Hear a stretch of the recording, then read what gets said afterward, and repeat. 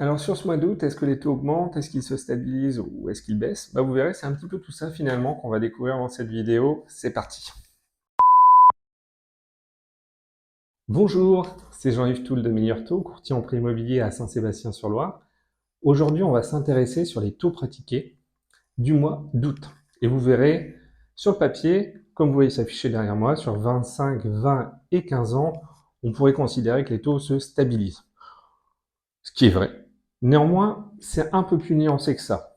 Finalement, vous verrez que, en fonction des profils, notamment sur des profils assez standards, il y a des banques en fait qui ont, sur le mois d'août, légèrement augmenté leur taux de 0,05% à 0,10%. C'est le constat que j'ai pu faire sur ce mois-ci. Néanmoins, pour contrebalancer, on a aussi des banques en fait qui ont une stratégie, on va dire, plus compétitive et qui ont décidé de maintenir les taux pratiqués sur les mois précédents, voire même justement de décoter en fonction des profils. C'est une stratégie qui peut s'avérer être payante, notamment sur le mois d'août. Pourquoi? Puisque certains acteurs bancaires peuvent aussi considérer que par manque d'effectifs, ils peuvent tout simplement écrémer en fait en quelque sorte certains dossiers, donc avoir un positionnement stratégique un petit peu moins agressif, on va dire, sur les taux.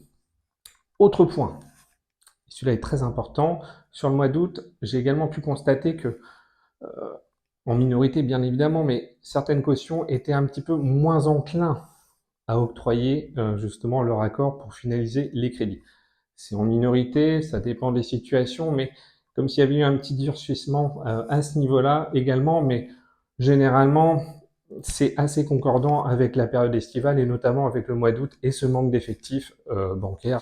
Donc, le plus intéressant finalement, ça va être de voir si sur le mois de septembre, on va être dans la même configuration. Est-ce que les taux vont véritablement se maintenir ou bien au contraire, est-ce qu'il va y avoir des stratégies en fait visant justement les acteurs bancaires à se différencier les uns des autres en étant finalement plus agressifs, en sachant que là, il ne reste plus que 4 mois en cours, donc jusqu'à la fin de l'année, pour valider les objectifs bancaires.